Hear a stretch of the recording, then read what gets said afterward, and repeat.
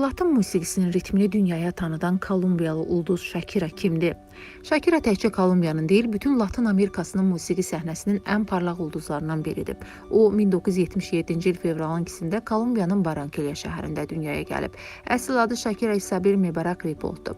Müxtəlif musiqi janrlarını ustalıqla birləşdirən tərzi, özünə məxsus səs tembri, heyranedici rəqs bacarığı və enerjili səhnə çıxışları sayəsində o, qısa müddətdə bütün dünyanın diqqətini üzərinə çəkib. Shakira həm Latın, həm də beynəlxalq musiqi aləmində yenilikçi ruhu, fərqli üslubu və dinamik obrazı ilə seçilir. Shakiranın atası Livan əsilli, anası isə Kolumbiyalıdır.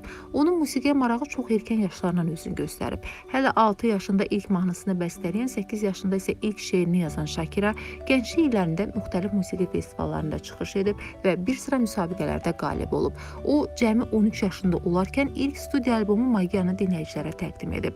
Bu albom kommersiya baxımından böyük uğur əldə etməsə də Shakiranın gələcək musiqi karyerasının təməlini qoydu.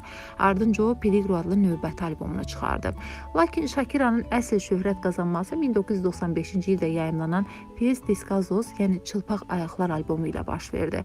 Bu albomdakı Estoy Allí mahnısı Latın Amerikası və İspaniyada onun geniş tanınmasında həll edici rol oynadı. Shakira 140 milyon dollarlıq xalis sərvəti ilə dünyanın ən varlı Latın pop müğənnilərindən biridir.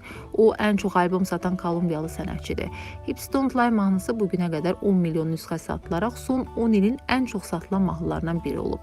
2010-cu ildə səsləndirdiyi Dünya Kubokunun rəsmi mahnısı Waka Waka isə 5 milyon nüsxə satılaraq Dünya Kuboku tarixinin ən çox satılan mahnısı kimi qeydə alınıb. Həmçinin bu mahnının klipi YouTube platformasında 9 milyondan çox baxış toplayıb.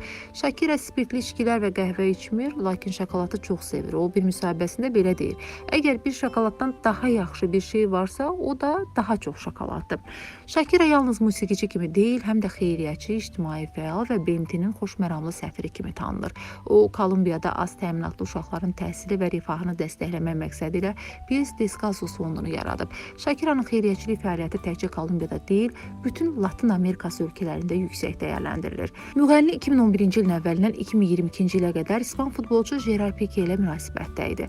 Onlar 11 illik vətəndaş nikahından sonra ayrılıblar. 2 oğlu var. Cütlük 2022-ci ilin yayında ayrılıb. Buna səbəb futbolçunun müğənniyə xəyanət etməsi olub.